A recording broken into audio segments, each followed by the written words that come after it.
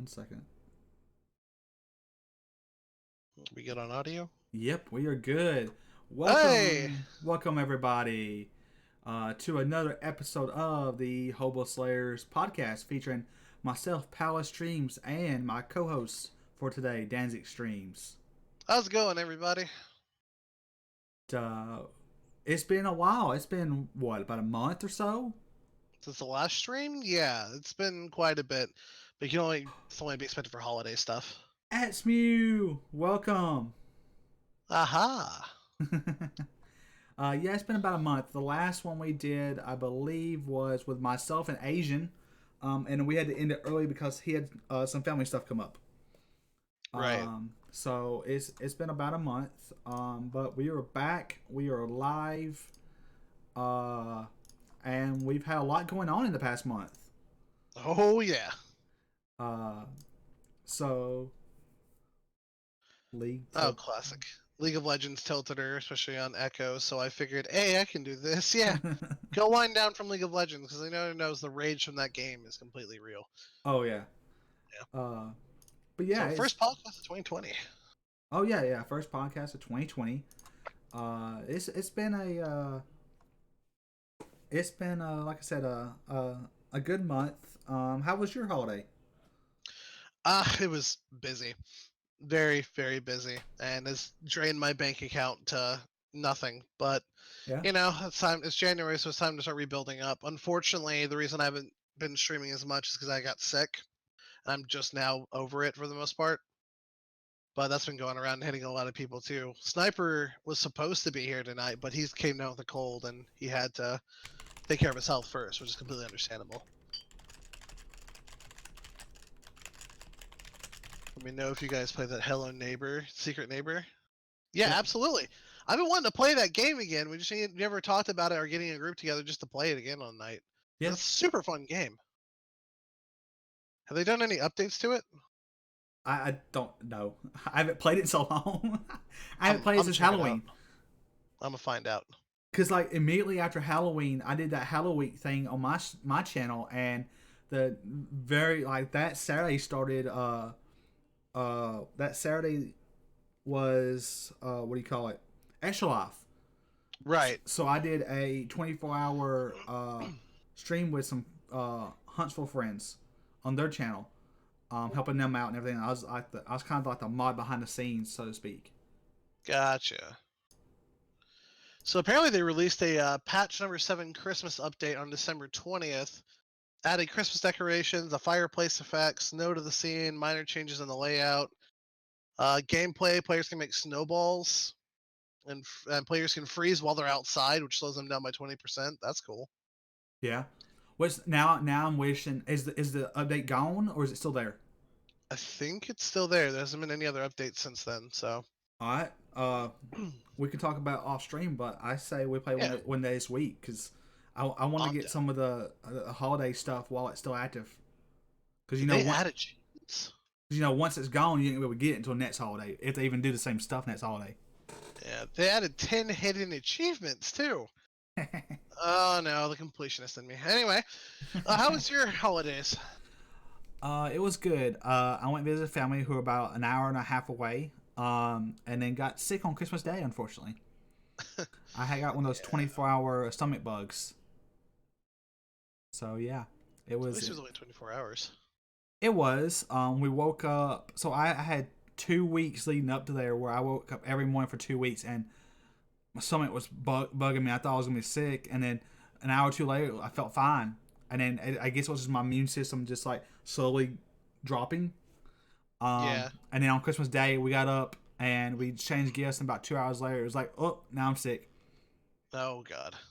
And then um, there was probably 2 or 3 hours there where I was sick, and then finally, uh, I finally I took something for it and just went and laid down. I slept till like 10 o'clock that night. Didn't eat anything the entire day because I was afraid I wouldn't keep it down. Yeah, And that stomach so bugs are crazy. and so when I finally laid down, I slept till 10 o'clock that night. I woke up and I was like, okay, I gotta eat something. I'm hungry because I hadn't eaten since the dinner the night before. So I was like, I ate some Halos and a banana, and I went back to bed.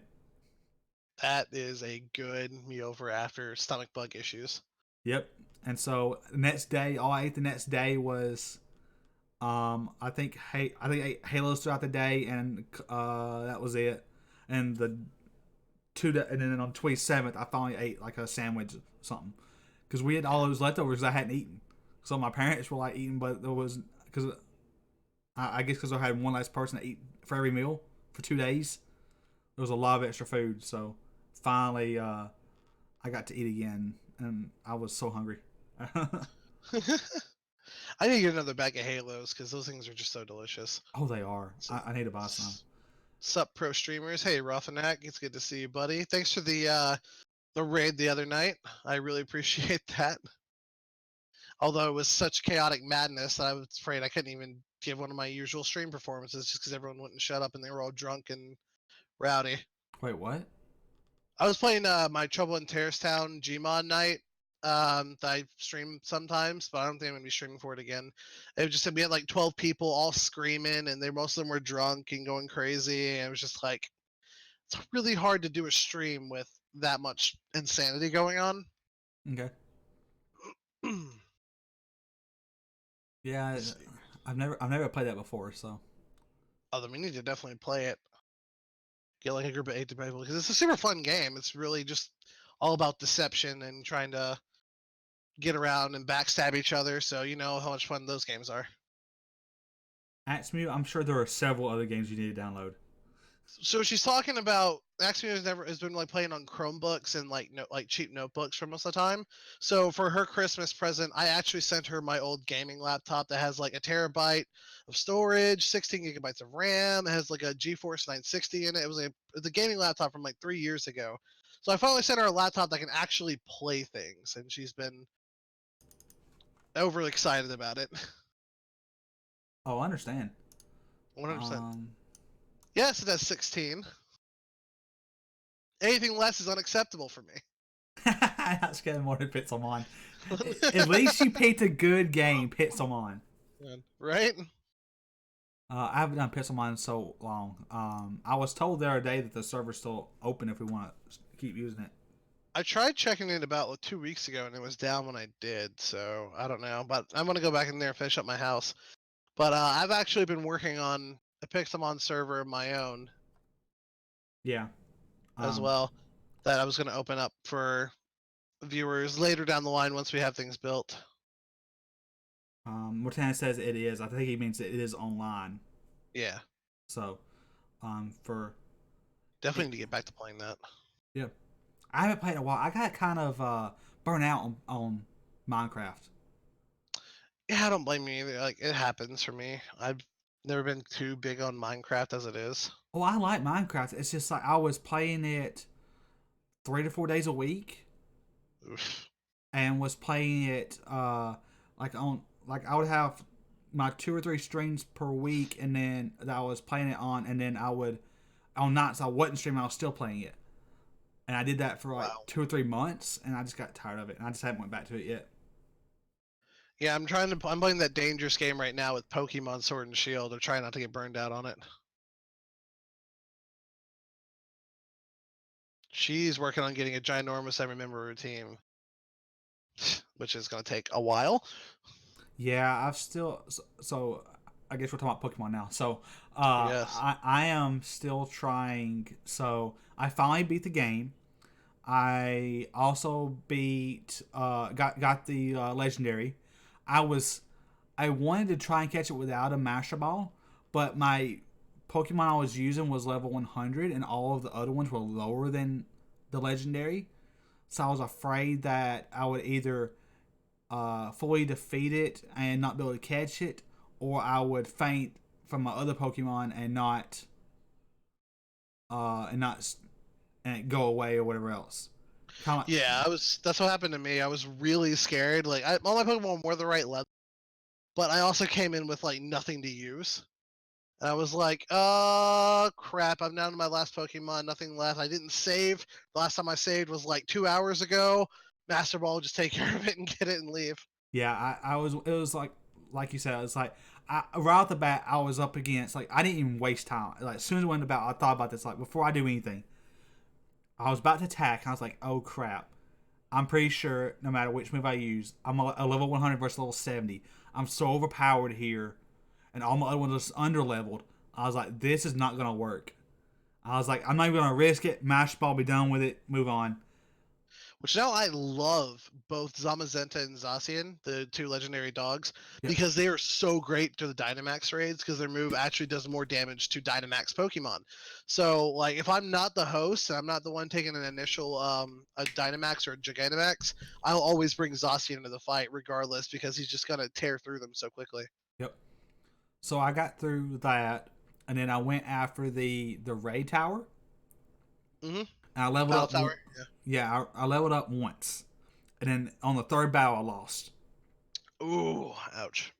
And so that I had some questions about that you might be able to answer for me. So once you lose, you don't go down a level, do you? No, no, you just restart the sequence of fights. Okay, is it the same people over and over again? I don't think there's the same people, but there are set static fights, which is usually the third set of trainers you fight. The ninth trainer you will fight will be Leon, Okay. and beating him will give you rewards, including the first reward, which unlocks the judgment mode or judge mode Yeah, to be able to IV check checker. yeah, the IV checker. Yeah, that's what I'm trying to get, but it's like, okay, the Pokemon I used was not a good match. Like as soon as my Hitmonchan was out, like all of them were like either under leveled or didn't have the right stats or right moves or whatever, and it just went downhill fast. Oh yeah. Because I have one level 100 and everything. Well, when I did it, I had one level 100. Everything else was like level 60 something. Well, they should all match up to level 50 because it should all be rounded down to that level. Right, but if they're not good IVs or EVs, Right. and so I don't know what's the best thing to use. So I'm still figuring that out. But So yeah. far, the team that I've been using has always been like a blend between my 6 Pokemon that I carried throughout the entire game, which is Inteleon, Centiskorch, Hatterene, Flapple. Mm, and the other two were just kind of mixed match. Oh, Boltund and can't remember the last one for the life of me. So mine was Hitmonchan. Uh, it was I caught the legendary, so Zacian. Uh, those are my two highest level ones, and then everything else from there was down. So Flapple is that the sword version? Yeah, So that's the flying apple, not the. yeah, so Flapple, and then I think I had a Gyarados. Um,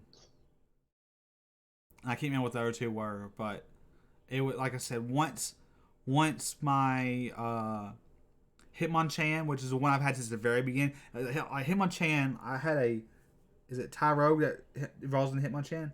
Yeah. I caught Tyrogue like level 12. So like it was very early on when the very first Pokemon I caught was Tyrogue evolved to Hitmonchan, and I used that Hitmonchan from start to the very end. Because what I did was I got a combination of moves where I have a Fire Punch, Ice Punch, Electric Punch, and a fighting move, which is Drain Punch. And that because it was super effective across multiple types, I was able to use that one all the way through the game. Yeah, at that point, he's just a sweeper for you. Yeah, exactly.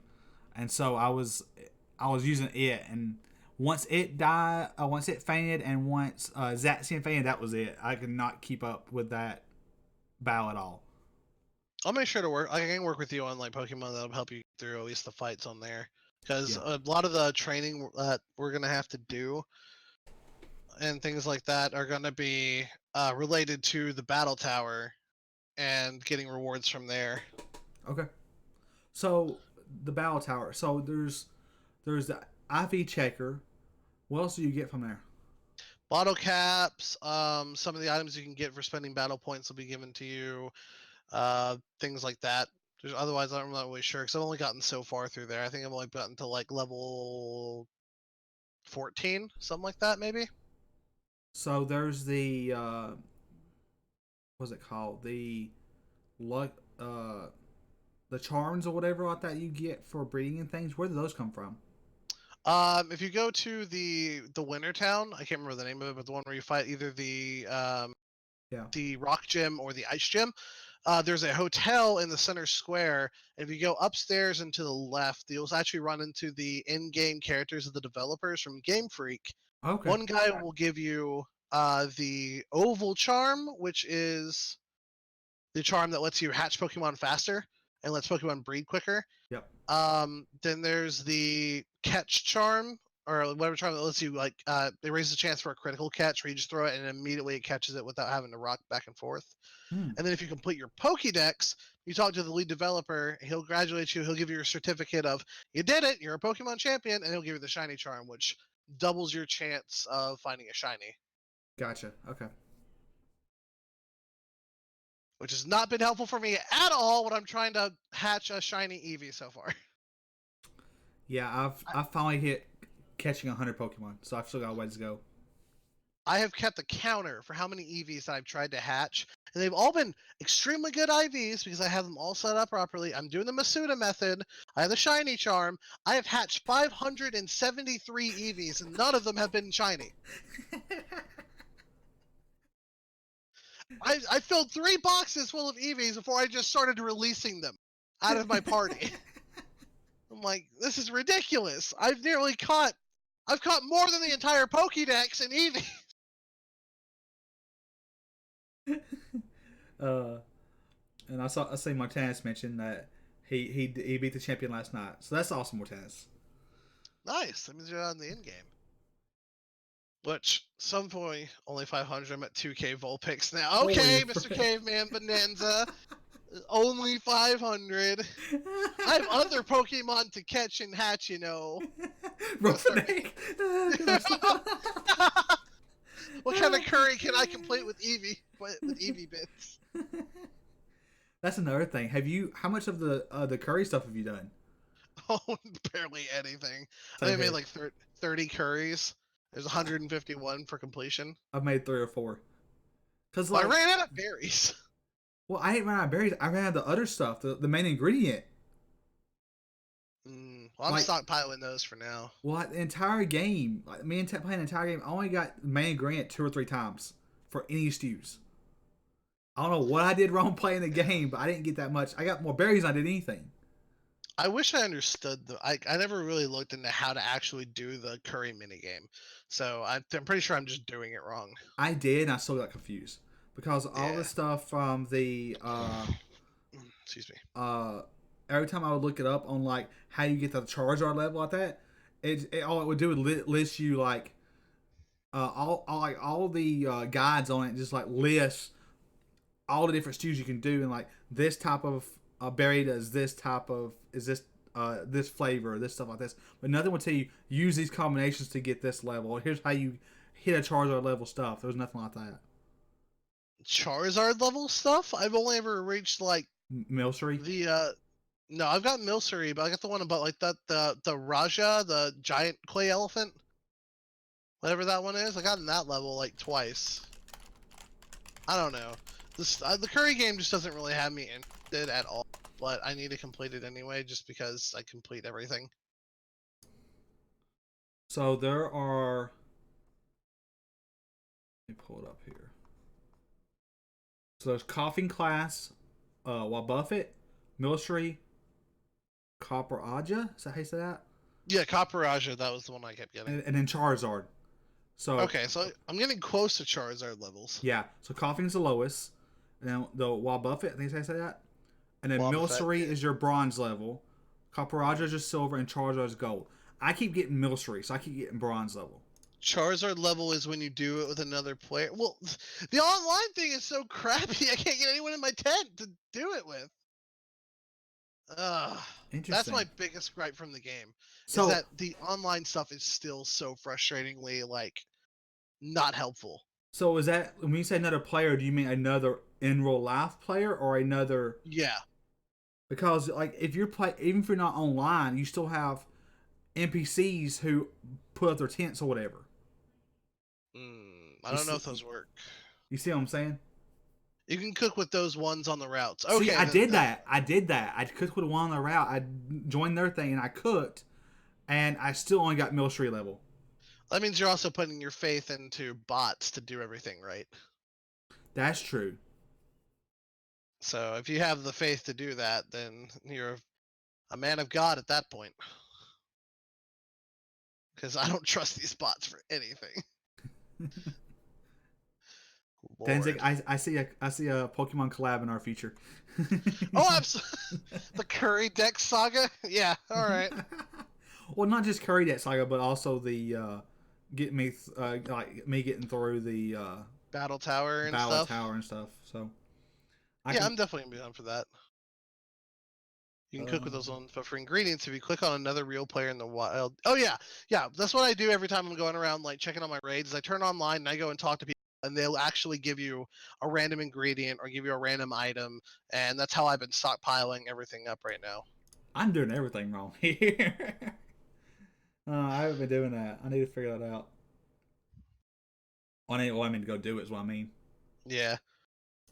Although, I mean, like I said, I completed the Pokédex in under a week, and so, like, I beat the game in day 3, and then the Pokédex was completed I can day say 6. I have never completed a Pokédex. We're gonna make sure that's changed. You're gonna complete the Pokédex, especially now that the 400 Pokemon to catch is now about to be 600. That's a good one, Caveman. Episode 7, PallasStreams, everything about Pokemon. I'm just imagining the how this It's Always Sunny in Philadelphia, episode 7. Do do do do do. I mean, I did learn to begin the stream about the upcoming stuff that I did not realize, like about the Pokédex in general. I mean, Right. because like I misunderstood about the whole 890 Pokemon thing. I thought, oh, you want to try and explain like what I was thinking, and so I don't get it wrong. No, go ahead and explain what you thought. So I was kind of thinking that it was 800 something Pokemon, because people were talking about 800 something Pokemon before it released. So I was thinking they meant that there was 800 something Pokemon prior to Pokemon Sword and Shield, not that there's 890 after you count the ones from that. Yeah, I brushed them up on the fact that before Sword and Shield came out, the total count of Pokemon was 809, and they added 80 Pokemon or 81 Pokemon to the Sword and Shield decks. And at the Not minus the new ones that are coming out. Right, and then the 400 or something in the Pokédex for the game was the A something from Galar region plus 400 from previous generations, or 300 something from previous generations. So I misunderstood all of that when leading into this. That was a revelation. Yeah, but yeah, so Nintendo. Well, I mean, I've only caught 100 something Pokemon, so obviously I hadn't seen all the ones in the game. So it was like easy for me to mistake that when I hadn't gotten that far as catching and seeing Pokemon. Like I said, we'll get you there. I'll get you there personally. I'll hatch everything I need to. It's a huge steep learning curve. Trying to get into Pokemon now. Sword and Shield is very accessible, and the way the game is set up, it's actually pretty easy to get into it. But the lore, the amount of Pokemon, everything you're trying to like factor in, there is just a huge list of stuff you have to kind of go through and learn over time. I think I said it last time we were on podcast together, is I've played Generation 1, I played Red, and I played my cousin's Yellow. I then went to Generation 2 with Gold, traded with another cousin for his Silver, and I didn't play again until Let's Go. Yeah, so you've been out for all 5 generations? Yeah, 5 generations. So, and then I come into Let's Go, which was a repeat of 1, but, a few years later. And then this one, and it's like, okay, we went from 100 or 200 something Pokemon to 890. So I missed a lot. And I've caught every single one of them multiple times. Yep. So I've got a long way to go. But I'm excited about what's coming. You want to kind of talk about that now, since you know that more than I do? Yeah, the Pokemon Direct did just come out on January 9th, so just this last Thursday. They have announced what they're doing. They announced a few things in there. First of all, Pokemon Home, their online service where you've been able to store your Pokemon in there and then be able to carry it over to other games. They're finally bringing it to the Switch. And they're finally making it accessible sometime in February. So that's really Yep. good. They decided to do a DX remake of the original Pokemon Mystery Dungeon Rescue Team, which is one of my favorite RPGs. And it's actually a super fun offshoot of the normal Pokemon games. So I'm really I hyped to play those. I never actually played Mystery Dungeon, so I'm interested in checking that out to see what's about. Because like I said, I was Generation 1, 2, and then Let's Go, so I missed all that. So I didn't know that was a thing until we were talking about it the other day. It's a dungeon crawler RPG, and so you'll be going through like generated maps and dungeons with as a Pokemon with a team of Pokemon and exploring down there and going through like these missions and this overarching story, and it's a super fun time. So I'm definitely excited they're finally actually putting a Mystery Dungeon on Switch, and that's actually a remake of the originals. Did I But see? then they actually announced what they're actually going to be doing for Sword and Shield, which a lot of us were wondering, is it going to be the random third installment that's kind of like putting them all together, like Pokemon Emerald, Pokemon Platinum? We're going to call it like Pokemon Gun. That's the joke. But no, they're not doing that, and they're not doing Sword and Shield 2 or Ultra Sword or Mega Shield or whatever. They just decided to go down the DLC route. And honestly, because they're using it on the Switch, this is probably the best option Yeah. for them to be able to just upgrade the game as they go along instead of re-releasing the exact same game with a new save file and adding the actual content they should have added in the first place. Right, and it's bringing it to the point where they're adding in 200 Pokemon from previous generations. Yep, they've confirmed 200 Pokemon will be added in there from the previous generations. Some of them will have their own Galarian forms, and they've added in confirmed three, yeah, Yes. three mythic slash legendary Pokemon that will be able to be for catching. Yep. They added new. That was the original three: the Zapdos, Moltres, and Articuno. Well, they confirmed those as Galarian forms, but they are actually adding three new Pokemon, like brand Oh, new okay, Pokemon. gotcha. And that's going to be the Wushu Pokemon, Cubfu, which basically looks like Kung Fu Panda. He's like a baby koala bear-esque kind of looking thing. He's a fighting type. You'll get him when you go to the first DLC island, and you'll level up with him, and then he'll actually evolve into your Urshifu, I guess. And this Pokemon will actually have two different forms. It'll be two different types depending on the form. It should be really fun. It's got its own Gigantamax, and they've announced Calyrex, which they've dubbed the King Pokemon, which is the weird deer with like the gigantic head. I mean, this huge is just like wow, Jesus, so big. And people were making fun of him for it. So they got those three mythics. They announced two new Reggie Pokemon: Registeel, Regirock, Reggie-Ice. They're getting two new Reggies. One of them looks like a Dragon type. The other one looks like an Electric type, I think. So I'm excited to see what they do for that. But that basically means they're putting Regigigas back in there, which is one of my favorite legendaries from Generation 4. They announced Galarian Slowpoke officially, and I think people can actually get Galarian Slowpoke now. I need to go look into doing that. Yep, you can. Yeah, and he's got his own Galarian Slowbro and Galarian Slowking forms. I've already caught that one. Oh, yes, I have. It was literally a anytime you go to Pokemon Center, they're like, hey, there's this new you can find there's a Pokemon like a new Pokemon you can see at this uh uh what's it called, like the train station or whatever, at the certain station, and it was mentioned in the In the direct direct. where it's like talking about Slowpoke or whatever, and it's literally you go in there and you meet that one of the people for your game, so Sword or Shield, whatever, that's gonna be in the new expansion, and there's a Slowpoke block in the entrance to the train station, like them to get on the Oh, train, and so in order to unblock it, you have to catch the Slowpoke. okay. Well, I'm gonna go catch that after this then. Yeah, it's super easy. There's nothing special about it. It's just you catch it, and the person from that expansion is able to get on the train at that point. Okay. So then, great. I'll be looking forward to that. They announced a bunch of new Gigantamax forms, which they actually and they added they confirmed Bulbasaur, Squirtle, and both of their evolution lines are now going to be in the game. They have their own Gigantamax forms, and the starters from the Galarian from Sword and Shield have their own Gigantamax forms, which I thought they should have at least included in the beginning, but that's just me. And that's an interesting topic because I'm wondering, because of the fact that usually your starters are usually, if I remember correctly, usually your starters are high. At least for Let's Go, it was high IVs and EVs and stuff. I wonder if your starter, as part of the update, will suddenly become Gigantamax. That's a good question. Yeah, see if it's only the starter who does that, or would the breeded ones actually work too? Yeah, I'm not sure. because 100% not happy about the legendary bird reworks. I actually thought they were kind of cool. I did too. I really liked them.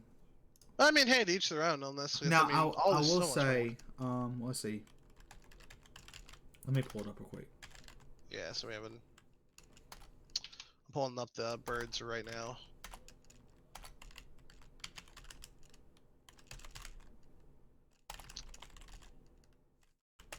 Let's see, here they are. So Looking at them, I really like the Moltres. Moltres looks great. A black bird with a red flame aesthetic. That's really nice. Yes. Zapdos. I'm vibing with Zapdos pretty hard. I would like Zapdos better if it had that. Well, I expected Zapdos to be more yellow than orange because when I see that orange color, I think of Moltres for some reason. Yeah, I don't see like electric bird with that one. Yeah, the fact that it's just like that's my only concern about the Zapdos is the color. That's the only thing that bugs me about it. I like Moltres because it really has the flames and the red and the pink and stuff. Articuno has me very confused because I like the elegant bird form it has, but its face is throwing me completely off with like the mask, like the tuxedo mask and the flat beak, and it's apparently shooting eye beams for ice. So I don't know how I feel about Articuno personally, but at least Moltres has me like I'm pretty good. Articuno looks like a wasted two Pokemon. I mean, yeah, I kind of have to agree with that. Lawrence Farmer said, why would there be a second of any of them out saying they don't look cool? Zapdos just a beefed up Chocobo, though. You mean, yeah? Lore-wise, I mean, see, the fact that like they broke that lore with the Pokemon movies because instead of being in Kanto region, they were on the Orange Islands and they ran into these special islands for Zapdos, Moltres, and Articuno. So lore-wise, they're not just Kanto Pokemon, and it's very possible with the Dynamax energy that goes on in Galarian region that they could have different alternate their forms. But it's not even technically in the Galar region. Well, it is, but like it's one of the offshooting islands we're gonna find them on. So it's still kind of, it might make sense once we know more about the islands. But we have to wait and find out. Sorry, I'm looking up the lore behind it to verify that. Yeah, the 3 baby chicks. I was kind of wondering, like, if those 3 got Galarian forms, are we going to see a Galarian Ho-Oh or Gia? Because I'm very interested in seeing what that could be.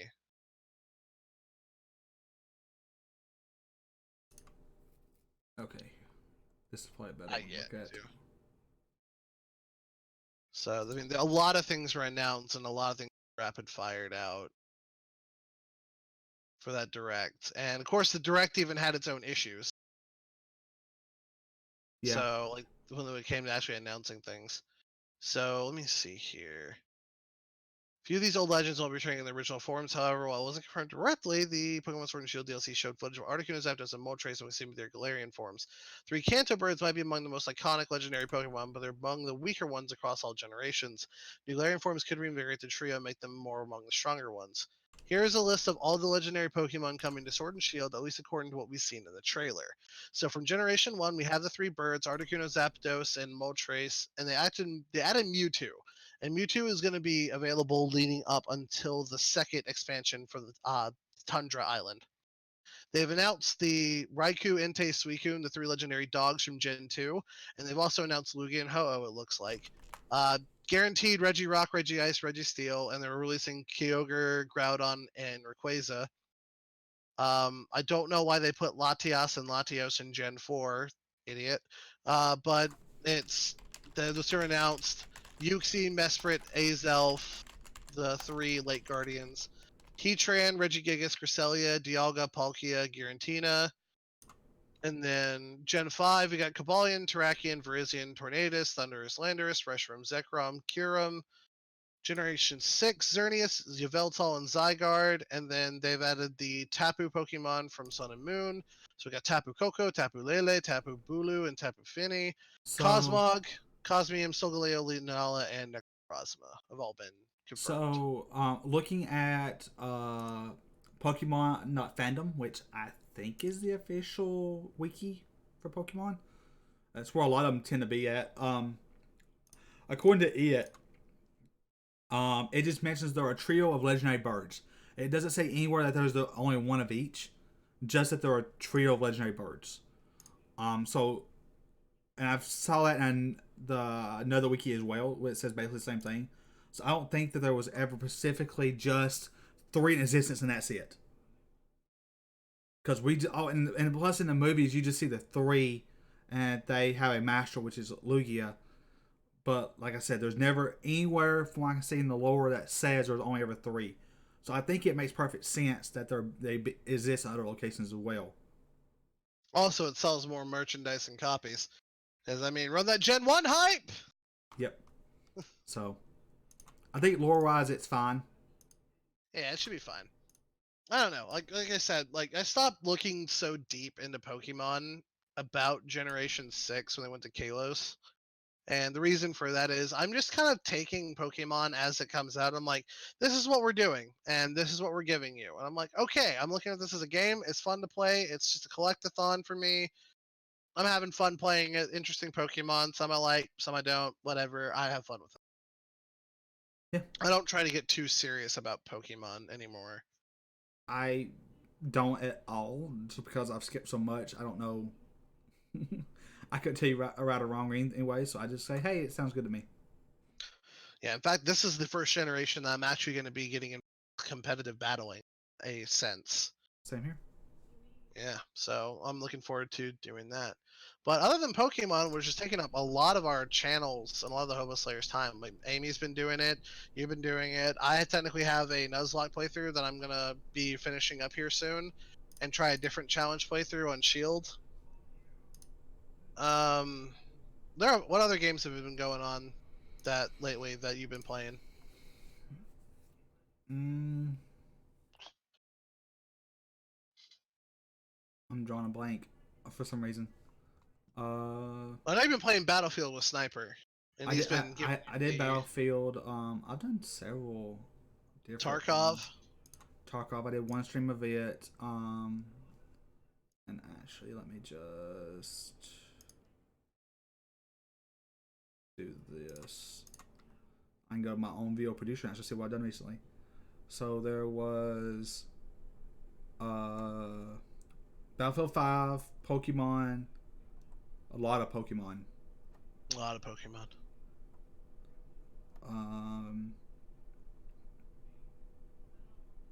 I haven't done it this year. I haven't done it the past month, but before holiday, or I guess I did a little bit before the past month, but I was doing. I'm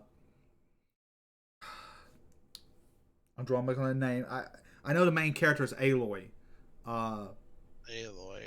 Don't know. Hades? Was that one of the games you were playing? Horizon Zero Dawn. Oh, okay. Yeah, I haven't played Hades in a while. That's been a lot of Asians thing lately. Asian anime dude, he does a lot of that. They actually recently, he's been telling me about it. They actually recently added a what they call a hell mode. Oh boy. Think of it like Legendary Edition Halo on steroids in terms of difficulty. Lasso. Gotcha. Yeah. So he's been doing that, and he's been making it to the final boss of it. He's so good when he gets like into a game and he gets like masterful. Right, but it's a roguelike dungeon crawler, so it's meant Right. to be repeated. And Yeah. he's just done it so much that he's got all the gear, all the things, and it's just he told me one the other day he got to the final boss and made a mistake leading up to it, like picked the wrong stuff, and but got far enough he made it to the final boss, but because he picked the wrong stuff, or no, it wasn't that, it was yeah, he did that one time, missed the wrong stuff, and it wasn't ready for the final boss. And another time he went through, got the final boss, and he's like biding his time, thinking, "Oh, I'm gonna jump away to escape this attack," and then like the boss, which is Hades himself, followed him, Ooh. and so instead of he said instead of running away, I should have. He said like a few seconds before that, he said I had an opening that I didn't take.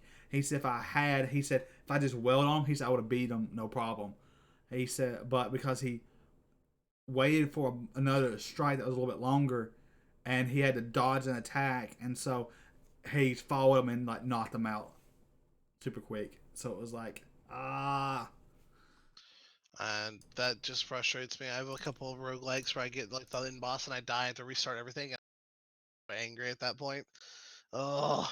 yep. I was on Horizon Zero Dawn for a while, and I got through 60% or so, and then Pokemon came out, and I have not got back into it. I need to go back and finish it because I really want to finish that game. But I got over 60 hours in that game. Ooh, jeez. Yep, 60 hours and only 60% through the game. I've got 22 hours right now in Star Wars Jedi: The Fallen Order, but I've been kind of playing that on my own, just kind of enjoy a game on my own outside Now, of things. I will say, to be fair, it's partially my fault. I was not. I keep getting into some optional content, which is like some dungeons in the game.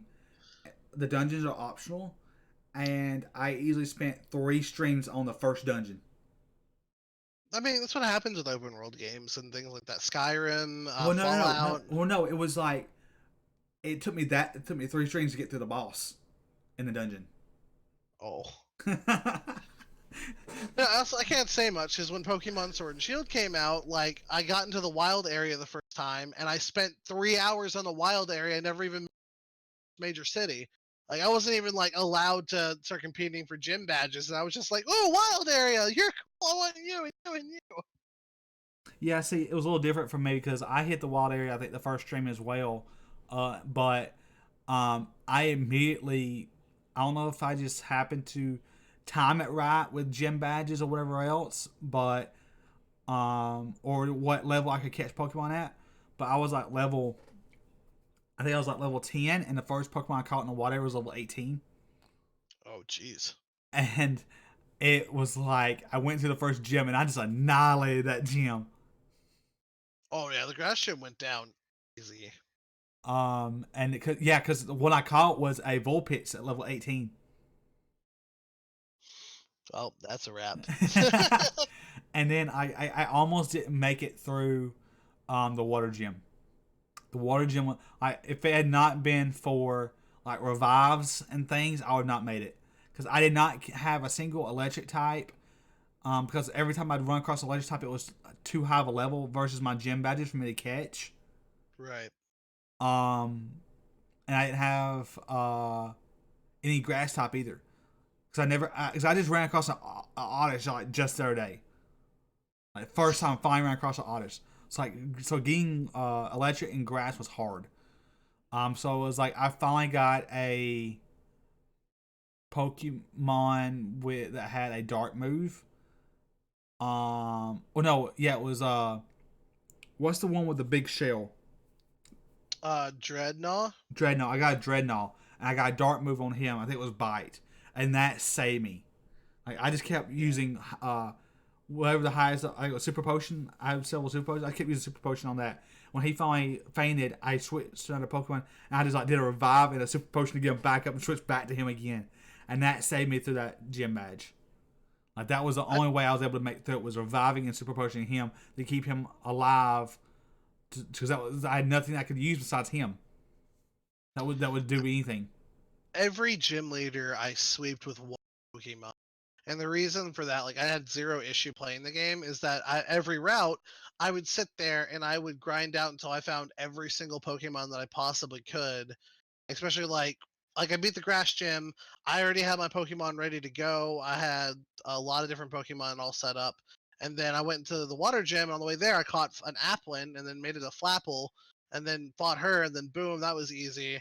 I had done so much time in the wild area that I had so much experience candies that my Pokemon were at the maximum level possible before they'd stop listening to me. And I would just go in and sweep and sweep and sweep. And I never had a single issue the entire game until I got to fighting Leon.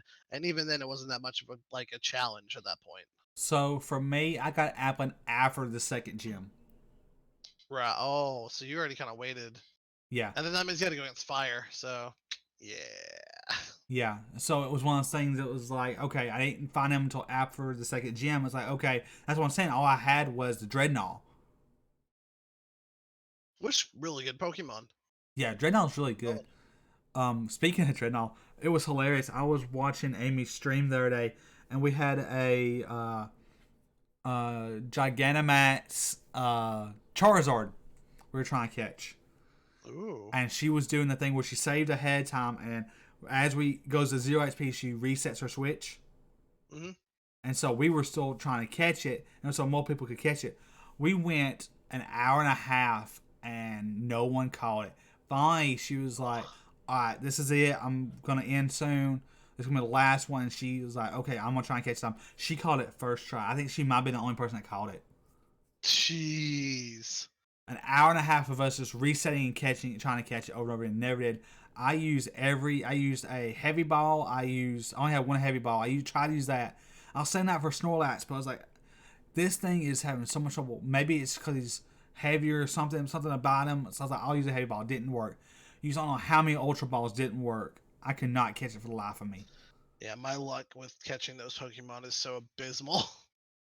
It was one of those times I just absolutely wished I had the Master Ball so I could catch it.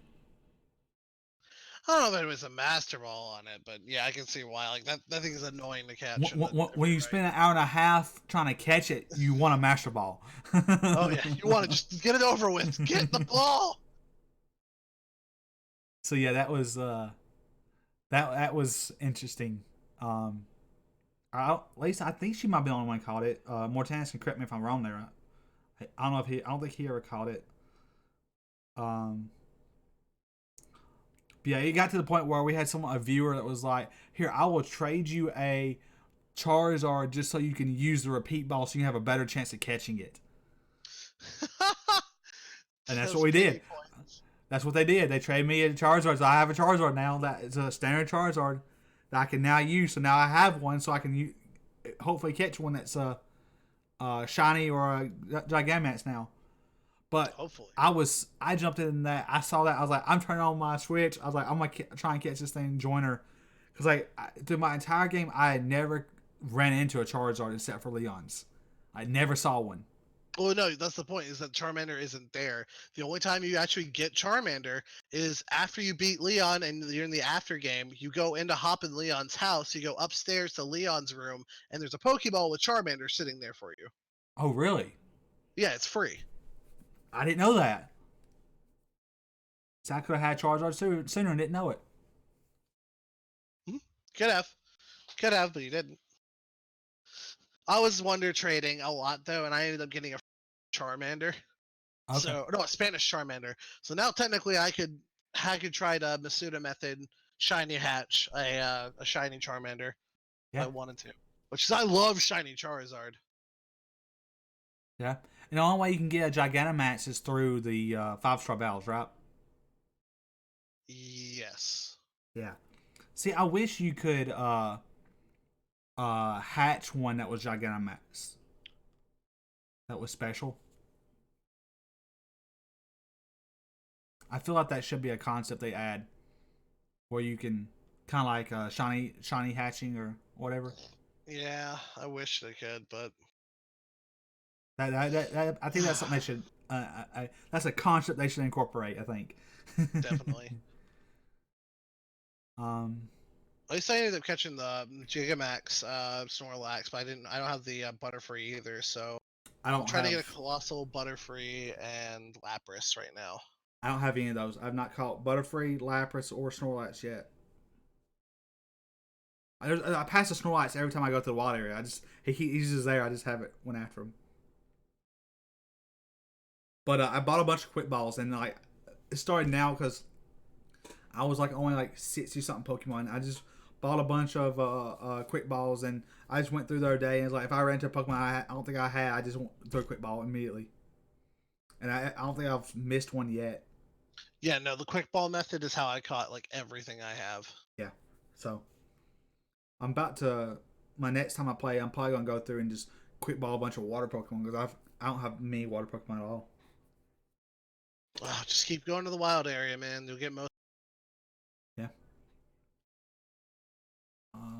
So let's see, two. So yeah, I guess one of the only things that I don't like, but I can't really complain too much about it because I understand from the business point, is that the expansions they're releasing a season pass for both expansions for the Isle of Armor and the Crown Tundra, but the problem is each pass is game specific and each one is $30, $40. I thought it was $30 for both of them. No, like you get both. You get 30 for both the Isle of Armor and the Crown Tundra, but like you pay 30, you get both of those for Pokemon Sword only. Oh And right, there's yeah, a yeah. Shield only. So I gotta pay 60 for both of my copies. Yeah, because I'm just buying a third game at this point. you're using Nunluck, the shield version for Nunluck, right? Yeah, Nuzlocke.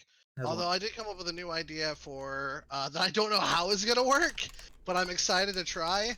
And it's gonna be another Nuzlocke playthrough, except every time that I beat a gym, I have to wonder trade my Pokemon and just reroll whatever I get, and then have to keep going. Yeah. So that's going to be a new concept I'm trying to work with and try and pull out the rules for, but it should be a fun time.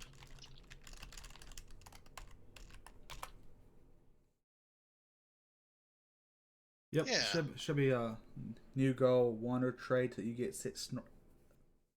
That's supposed to be meaning Snorlax. Is that what it means? Yeah, I think so. Okay. Yeah. I need to do that more. I don't. I've not. I've done Oh, like Snom. No, he said Snom. That's an Snom. actual Pokemon. It's one of the ice Pokemon. It's super adorable and also has one of the best Twitters. Okay. Balls in the Frostmoth. Ah. Okay. Yeah.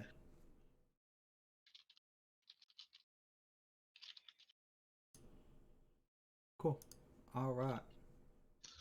So one of the other things we started a little later today is I was actually wrapping up an in-person session today, and so it's a good way to bring up that the Hobo Slayers team, we're actually doing our own D&D campaign coming up fairly soon. Next Sunday. Next Sunday, I think, is when we have it slated, if possible, if not like the Sunday after. And I think we're gonna do like every 2 weeks. Yep. So starting next Sunday at 7 p.m. Central Time. It'll be myself, Danzig, Mortanis, who's in chat, if he's still in chat, will be our dungeon master or game master. I don't know why there's two names for it, but I just call them whichever one during the day. It's like yeah. whatever happens. Well, yeah, I'll get my rant about that in a second, but he'll be our dungeon master, and we got Sniper Eye 2010 who will be joining us as well as Lumberjack Allen streams. Yep, that'll be our party of 4 going on to a homebrew custom campaign that Mortanis is cooking up for us and making all the maps and making it pretty. So we'll be also streaming it here on this channel for the Team Hobo Slayers. Yep. The Hobo Slayers team Yep. Twitch channel. Yeah, I still need to get with him, figure out what we're gonna do about the layouts and stuff for the stream because I know he was sick last week, so I didn't want to bother him. So yeah, I mean everyone's been sick since that, but we're we're looking forward to this. It's gonna be super exciting for everyone involved in the campaign, and we've got our characters basically rolled up. Our characters are ready to go. We're just ironing out the last few details, and we should be setting up next week. Yep. So yeah, it should be a lot of fun. I'm curious to see what he's come up with. I'll be playing a high elf, female high elf, because Portan's picked a female picture for me, so I switched mine from male to female.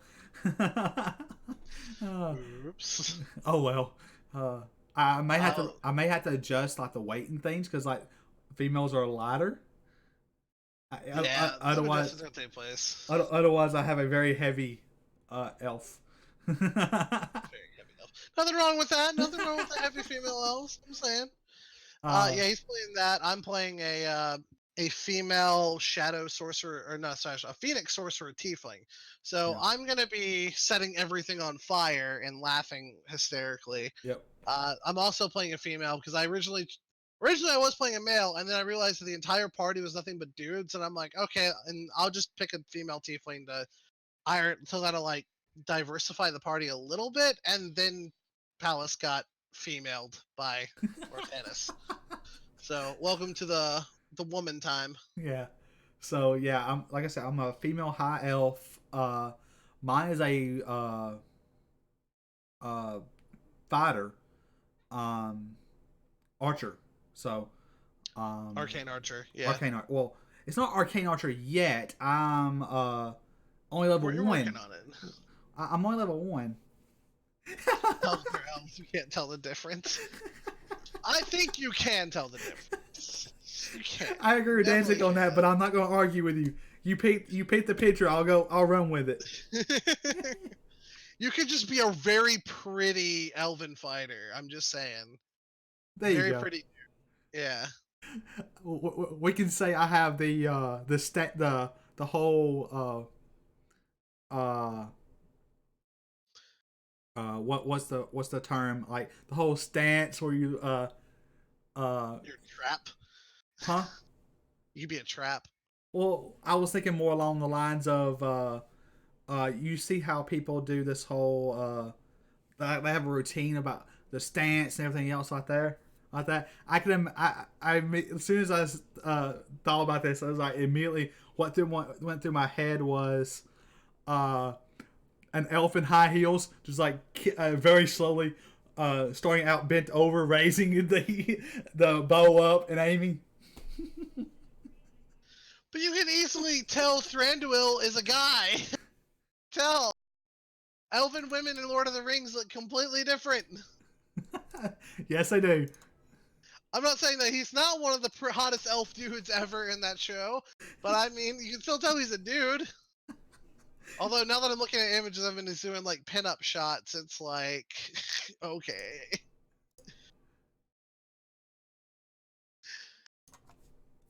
It doesn't matter. It's gonna be a fun time. I love D&D, and I can't wait for that. I already have. I'm just gonna be so D&D heavy at this point between my Friday campaigns that I run or not run but host, and then my Sunday ones in person that I go do. But I'm so excited for this one in particular. I'm also excited to light everything on fire. Everything. Yes, Everything. he's a pyromancer. We already figured that out. Pyromancer, pyromaniac, arsonist. I've been called a lot of things in a short amount of time. It was about what 30 minutes of being called an arsonist. No, I mean, again, it's a harsh word. Not inaccurate, but harsh. I'm a flame enthusiast. Atsmew said, Palace, do you have an idea as to what she looks like in terms of hair? Kind of, Atsmew. Do you have something in mind? We can talk about it off in Discord. Yeah, definitely. Because I've been having Xu draw up my character for the campaign, so I've been using a tiefling stand-in just for now until I can have my own custom character, and Yeah. then depending if anyone likes it, I can force her to make characters for everyone. I'm gonna put you to work with that computer I sent you, Axu. Okay, hold on. uh, Part of work. Lee Pace. I'm catching up here on chat.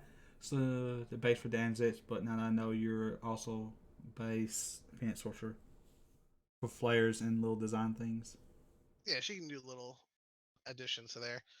So I can't wait to see what she can cook up. Computer's not better her drawing ability. But yeah, so starting next week, pending no sickness or anything else, we'll be starting next Sunday at 7 p.m. Central Time. That's 5 p.m. for all you West West Coasters. Coasters. 8 p.m. East Coasters. And yeah, it'll be good. I hope to see people come out and check it out and see what goes on. The first session might be a little bit rough until we can kind of get the hang of it, but I think we'll be pretty good. Yep, Language, little lady. It should be a lot of fun.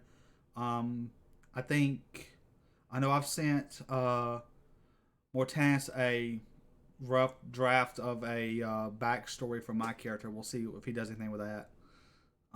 Danzig, I think, is the only player that knows about it. Yeah. So I still got to send a backstory or background to Mortanis as well. And all anybody knows about my backstory is that I'm a noble. So beyond that, that can mean a lot of things. So yep, we'll see how that plays out in the story. I'm super excited about it. This is I'm one of those people. I'm very new to D&D, and I've actually, so this is going to be my second campaign. I've got another one where 5 or 6 sessions into that campaign. That was me starting for the first time, so I'm very much a noob to this thing. But since I've started that, I've been watching a lot of stuff. I've been listening to a podcast where people do D&D on there. That one's a lot of fun. I don't know if you've heard of it or not. Join the Party Pod. Join the Party Pod. Yep, that's the name of the podcast. It's Join the Party Pod. They have like a 6 or 7 arc story that they play through. And it very much in the beginning, it's like episode 1. There's 2 versions of episode 1. One for someone who's never played D&D before, and someone who has. And then the beginners one, it's the same story in both of them, but the beginners one, they actually interject when they bring up something you might not have heard before, and say, "This is what this means in D&D." Like they go through Constitution and all the different things that you might hear for the first time. And it's very good. I'm about to start the 3rd arc. I think there's like 6 or 7 arcs. I've been watching Crit Roll mostly. That is something that once I get through this, because Join the Party is about to start their second campaign or second season, and I'm hoping to get caught up before the end, and then they release every 2 weeks. So I'm hoping once I get caught up there, while I'm waiting for the next episode, I can start Crit Roll. The Crit Roll is a time sink and a half, though. Oh, I'm sure. But I'm ready for it because I've been watching YouTube stuff on D&D, and what's funny is I don't know what I did, but now all of a sudden I'm getting nothing but recommended videos on how to be a DM. I'm like, what? I'm too new to be DM. How to DM? Well, I kept pulling up like videos about Matt Mercer, and like because I want to listen to him more. I hate like his type of how he describes stuff, so I can role play more, try to get better role playing from my main game. And I guess because I looked up him, it's like, so you want to be a DM and like all his DM tips. Well, I mean, if you look at Matt Mercer, you either want to be a voice actor or you want to be a DM at this point. That's just everyone knows Matt Mercer for. Well, until because I just found Crit Roll. I was like looking at the various people, and I was hearing him describe something in a video, and I was like, ooh, this is like I think it was him DMing for I can't think of the guy's name. He does a talk show. Could be anyone in the world. So a lot of people Colbert, talk shows. Stephen Colbert. Different Colbert. I mean, I know he did one for Terry Crews and Vin Diesel. I haven't watched that yet. Terry Crews one was a World of Warcraft D&D, and it was so good. For his There we go. I will send you this link, Danzig. Okie dokie, let me see. So it's Stephen Colbert D&D for Red Nose Day 2019, and it was. So yeah, he was DMing for Stephen Colbert. That's cool. I love Stephen Colbert. And Stephen Colbert has not played D&D since like the 70s. And so he played when he was like in high school and college, and so he's just now touching D&D for the first time since the 70s. That's great. And so he's like, he's trying to. So much has changed since he remembers like when D&D was first coming around. And so he describes like things then, and he's like, well, how do you do this now? Or is this still a thing and things like that? And so they're going through all that, and he gives them a predetermined, like, apparently the viewers voted ahead of time on what Stephen Colbert's character should be. Like the can't go well. Well, actually, it was pretty good. It was like the class stuff like that. And so they picked, I think it was like a bard. Of course. It was someone high charisma because he's a talk show host. Talk show host. He's been on Broadway. He's a performer and act. Like, of course, he's gonna be a part. Yeah. So it was like that's what they picked for him, and it worked out pretty well. I'm excited. I gotta watch this later then for sure. Yeah. So I watched that. So it's things like that where I'm not exactly watching Crit Roll. I'm trying to watch other things where he was DMing to kind of hear how he describes things. Yeah. Because I want to, in my other campaign I'm working on in person, there's been like one session where it was not an encounter. So there's very little, and that was the first time where it's like, oh, an action can be something that's not an attack. And so we spent like probably 20 minutes them trying to explain that to me because we've done so much encounters so far, I didn't understand that. And so I'm trying to get in the understanding and trying to figure out how to role play more in preparation for our stuff. Sorry, next week. So I've been watching a lot of D&D videos. Apparently. That's good though. That's good. I love D&D and I've always loved D&D. I can't wait for us to be able to actually sit down and be able to play it for everybody. Yeah. It should be a very shenanigans-filled good time. Yep, should be. And so, like I said, you'll have Mortanis as our DM. It'll be like I said, we have all of our people I mentioned earlier. You, me, Sniper, and Lumberjack Allen. Yeah, are the players for this one. So we're excited to do this. Other than that, anything else coming up for the Hobo Slayers that haven't been mentioned yet? Other than the fact that a lot of us have we've been getting out of the post-holiday sick/blue/whatever, and now we're into our usual streaming schedules. Sort of. My streaming schedule kind of screwed up because D&D now. Yeah, right. Me too. I was 3 days a week, and then my D&D stuff started, and that became Monday nights. It's like, okay, now I can't stream Monday nights anymore, so I'm having to like throw in streams when I can. Yeah, I'm definitely having to find like the times just to get up and just like, okay, I'm just do this. I'm gonna stream right now. I'm gonna do it. Yeah, and for me, it's turning one of those things where like I may start streaming during the day on weekends just to get an extra day in sometime, because like Saturday night, like either every Saturday night or every other Saturday night, depending on people's schedules, I have a game night with some friends. Not D&D, but just like like it could be video games or it could be board games, whatever else. But we have a game night there. Monday night's D&D, and now every other Sunday is D&D. So it's like, okay, I'm running out of nights to stream, so I might go into like Saturday during the day or Sunday during the day. Jeez, man, I've been trying to roll back, but so I can focus more on streaming now because it's still something that I enjoy doing. I wish I'd been doing it more. Yep. I know one of my bigger things coming up is I'm actually going to be working in tandem with one of the Huntsville streamers named Crimson AE. He's a Majora's Mask randomizer runner. He does a lot more than that, but yeah. He does a lot more than that, but that's the stuff that the reason I was that because I'm actually going to be starting the Majora's Mask randomizer probably either later tonight or sometime next week, and he's going to be with me doing a co-stream, and he's going to be like coaching me and like saying and teaching me how to do this Yeah. properly. And so now I'll be having a new speed game under my repertoire. I'm going through Majora's Mask. So I'm glad you mentioned Majora's Mask.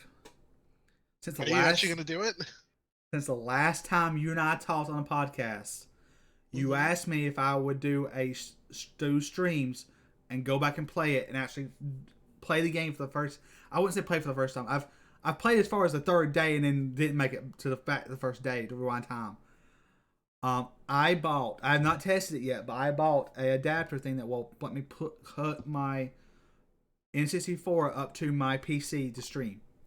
Let's go! He's doing it! He's doing it! He's gonna do it! I still need to dawn the final day 24 hours remain. Exactly. He's gonna be doing it, guys! So I still need to test it out and actually make sure it works, something like that. But what I want to do is I want to finish a couple games first. Because I don't want to have all these games started and not have them finished. That's fair. So I want to get drawing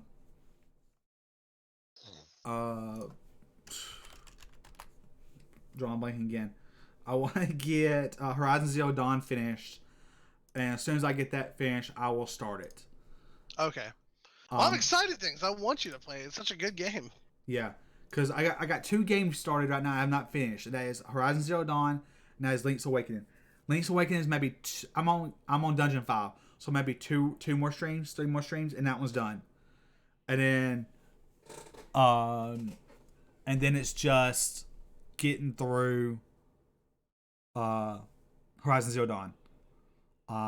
So I'm gonna try and get through both of those. It won't be. I don't want to like set a date saying this month because I know.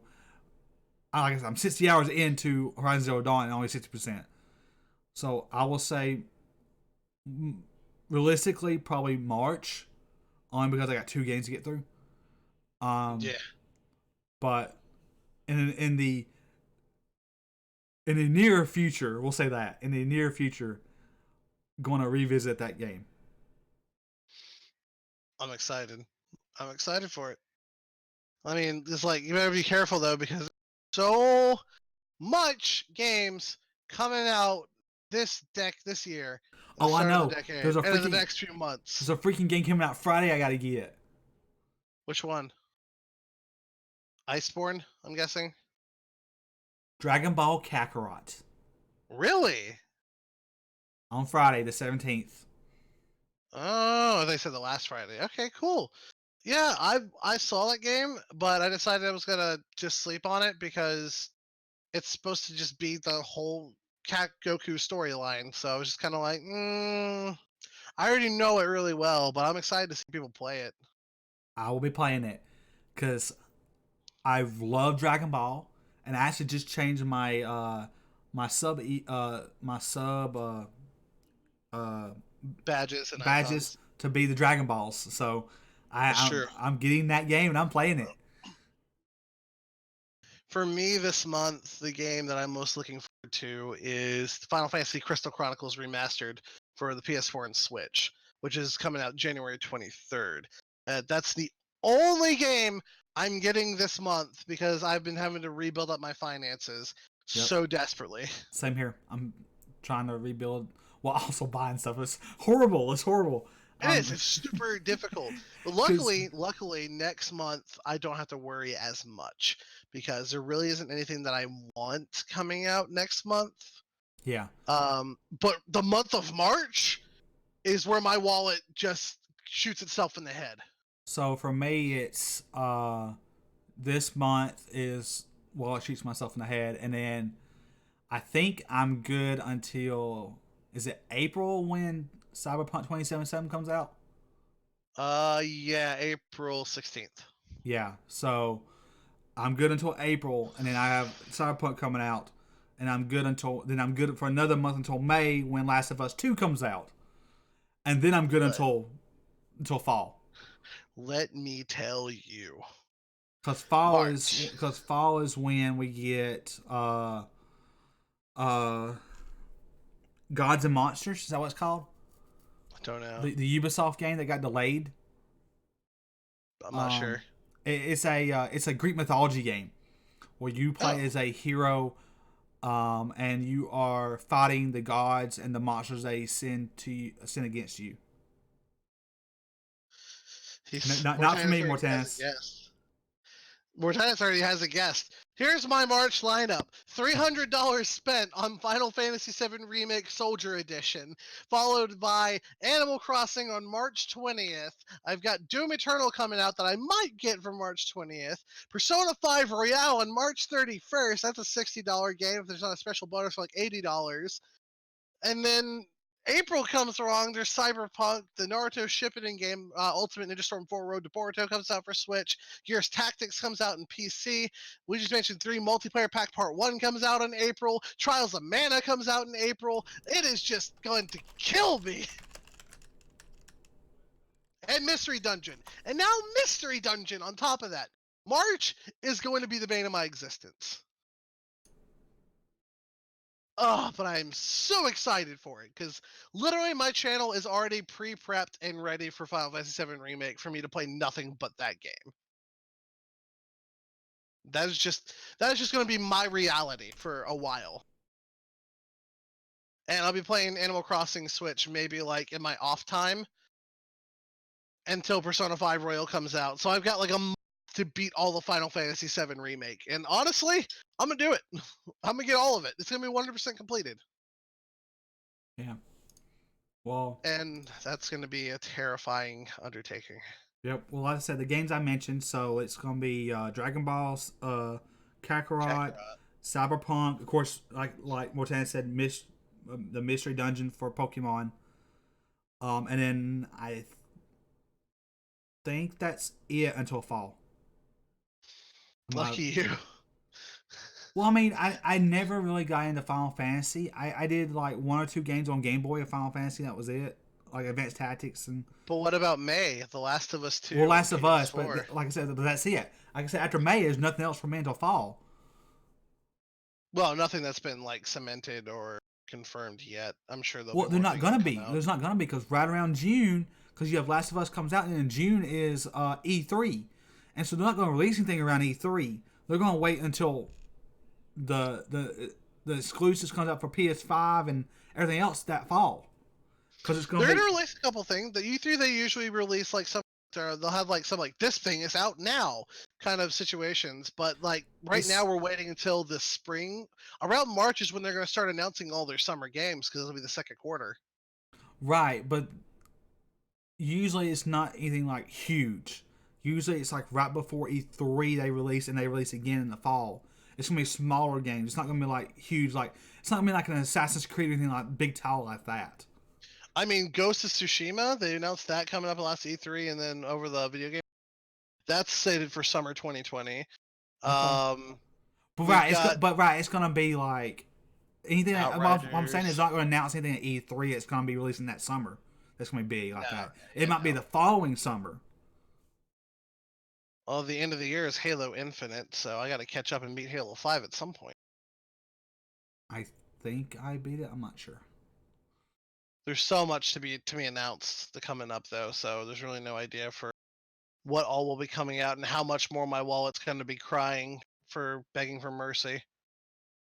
But we'll see. Gods and Monsters has yet to be announced yet. TBC 2020. So there's that. Well, they already said, Ubisoft already said fall. Fall, okay. That's already been confirmed. Because what they did was it was initial release date of February 2020, and then they said, I can't remember what it was that happened, but they were like, everything they had lined up for spring and summer, they pushed back to fall. Around the launch of the PS5, but it's gonna be backwards. Like you're gonna be able to still play it on PS4. Gotcha.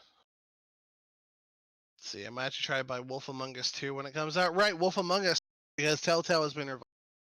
Final Fantasy VII Remake, Animal Crossing New Horizons. Yep, Mystery Dungeon, of course, now. We should have release date on Part 2. If we had a release date for Part 2 of Final Fantasy VII Remake, I would already have that thing pre-ordered. Yeah, right? I don't know how long I had to deal with that. But, trying to play all of these games and also keep up with all my other. I'm just not gonna sleep for months. So don't be surprised if you see me like in zombie mode. I'll be Yeah. chugging caffeine like nobody's business. Yep. But that's for the most part. Unless there's some game I'm missing in there, that's mine for the next 8 months, 10 months. Yeah, that's about right. So, and even then, I'll like all the games come out in the fall. They've already said you'll be able to play them on PS4. So there's no point in me upgrading to PS5. I read something the other day that says all games on PS5 and Xbox One will be compatible. Will be able to be played on the PS4 and Xbox One for the next year or two. So I don't even have to upgrade for a year or two. Hmm. That was an article that came out the other day. I'll have to find it again and share it with you. But yeah. Well, here's one of the worst things is that now we've got both the PS5 and the Xbox Series X coming out holiday season this year. Well, like I said, you don't have to unless you find a really good deal that's worth upgrading, like trade in and upgrade. It's not worth upgrading until a year or two when the prices come down. Yeah, but I'm Because sure there's all gonna be games some releasing games. are going to be still playable in the current generation. Yeah, but there's probably gonna be something that isn't available in generations. I gotta stay updated and blah blah blah. So I don't know which one I'm gonna get first, but we'll see how the holiday seasons and we'll see who buys out in the advertising wars. I will share that with you, but like I said, they said for the first year or two, all games compatible on the current generation. Okay, then that's fine. Yeah, Maybe and they can actually fix the design of their consoles then. yeah, um, and I've seen it teased somewhere. I don't know when it's releasing, but I saw it teased somewhere about a Spider-Man 2. I think it's like 2021, but I think it's in development. yeah, I could have swore I saw somewhere it was like 2021. Like there's no official date yet. It just say that year. Because they're not going to announce. As soon as they would announce it would be E3 this year if it's 2021. So that's going to be another 5 months until that, which is still just around the corner. I mean, 2019 went by fast. Oh yeah, and now we're in a whole new decade, and who knows how this is going to Yeah. take care of. What's going to happen now? I mean, like I said, 2019 went fast. I mean, I've been streaming a year this Friday. Congratulations. You gonna do anything big for your 1 year? Play Kakarot, I guess. I mean, it's literally coming out the day my 1 year anniversary. I guess that's it. I'm like, that's a great 1 year celebration, right? A game for one of my favorite animes releasing. I gotta figure out when I technically started streaming, because the day I set up my Twitch channel and the day that I actually started streaming is completely different. Oh yeah, same here. I created my Twitch channel at 2012. Yeah. I found out Amy and I both created our Twitch channels within like a month of each other. Wow. Okay. That's neat. Yeah, it was. We were looking at this. We got talking about her channel one day. She's like talking about how long she's had her channel. She wasn't sure exactly when. I looked it up, and I told her in chat, and I looked mine up. I was like, wow, it's like within a month or two of each other, we created our Twitch channels. Now she started streaming it after that, but I didn't start streaming until this past year. But just so happened that within a month to each other, we just created our channels, which is hilarious. I'm gonna figure out when my day is, 'cause I know it's coming up.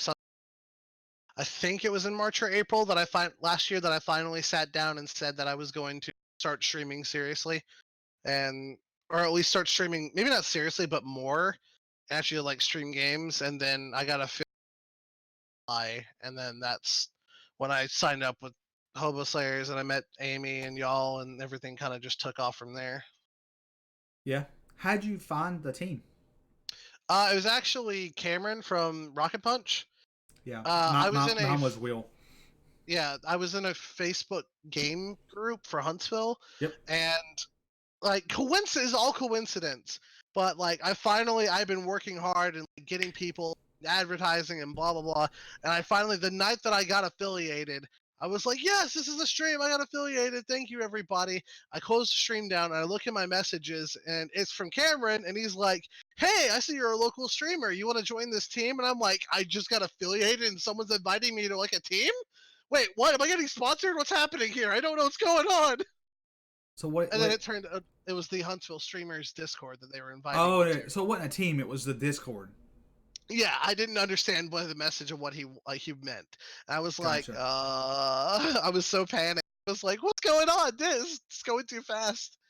And then I Yeah. got there, and then I caught one of Amy's streams and was like, oh, this is great. Yep. And I subscribed to her, joined in, saw the whole thing. I was just like, maybe I should get signed up with a team of people who have similar interests and who are actually like a cool community. And just kind of joined in, and here I am now. Yep. So mine was similar. I from Will from Rocket Punch, which I've known them for 3 or 4 years. It was funny. I'd known Cam for 3 or 4 years through co-working night in Huntsville. Because I've been a part of that for going on 4 years now, and it I'd known him through that because he'd come for some of the after-hour game dev stuff, and I know him through that. But he told me at one point he did Rocket Punch, and I forgot about it until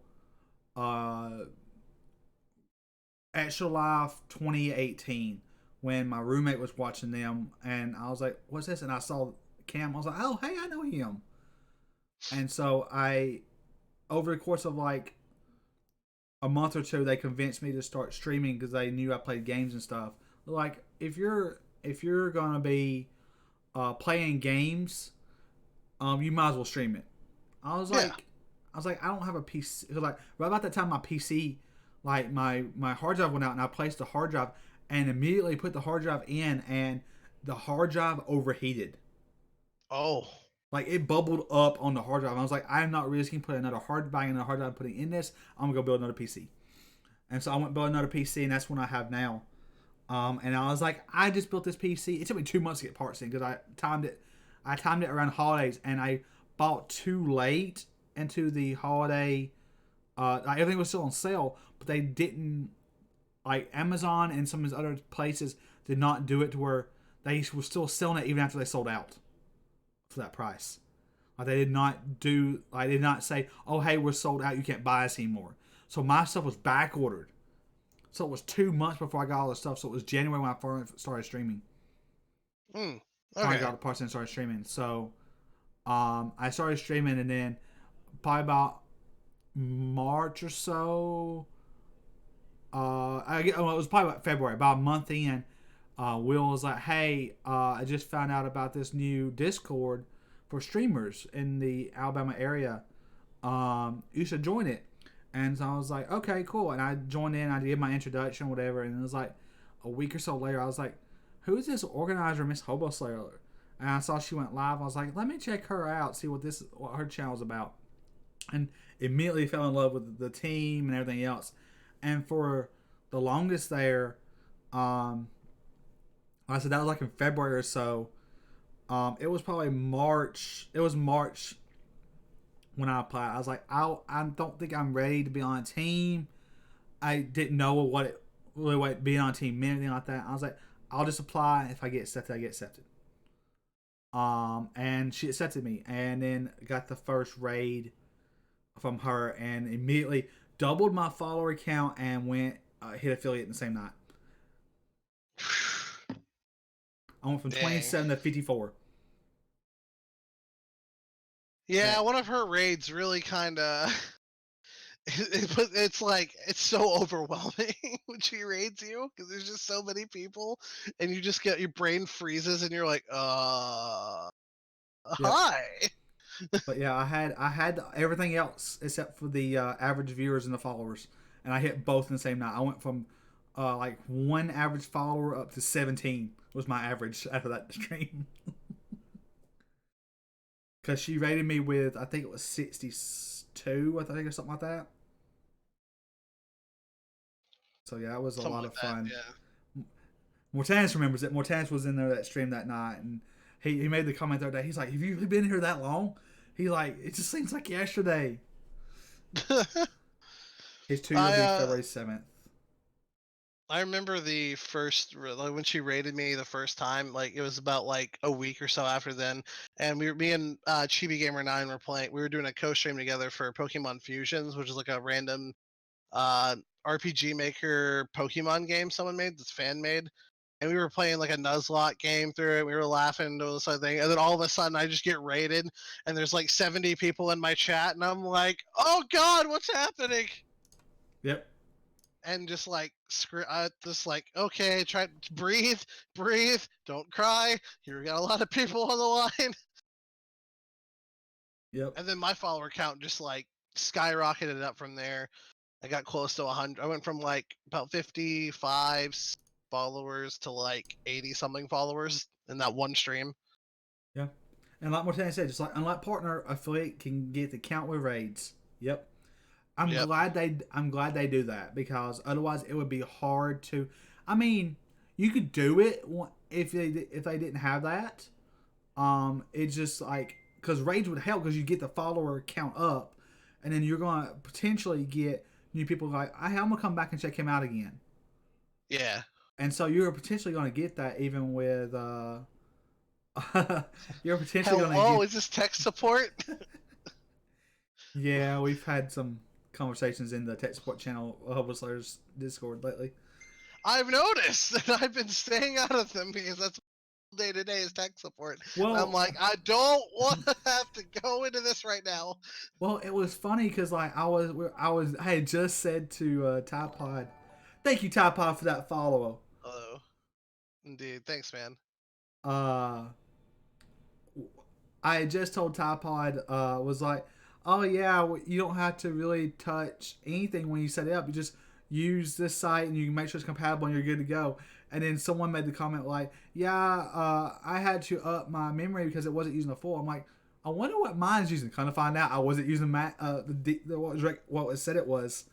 I was like, I wonder how hard this is to do. Like, oh, it's super easy. And I was like, yeah, it screwed up a lot of things for me because I'm a coder, and so I have some things turned on for being a coder, some settings and that I need turned on, and I had to like turn things off in order to do it, and turn some other things on and install some stuff, and it's like, oh crap, my PC won't boot now.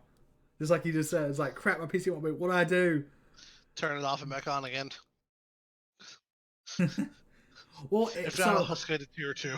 so it is easy to set up if you don't touch anything. My issue was I thought I was using like my RAM says it's 3200 megahertz. I thought by default it runs at what it says it's rated at. I did not know it wasn't. And so I just installed it and kept going. So I was running lower than what was rated at. And so it was easy to set up if you don't want to overclock, which really is not overclocking if you're running what it's rated at.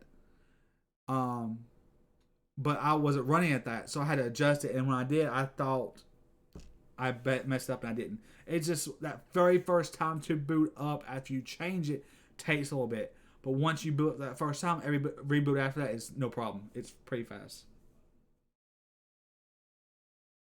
I might need to have someone come over and look at all my settings and make sure everything's as optimal as possible.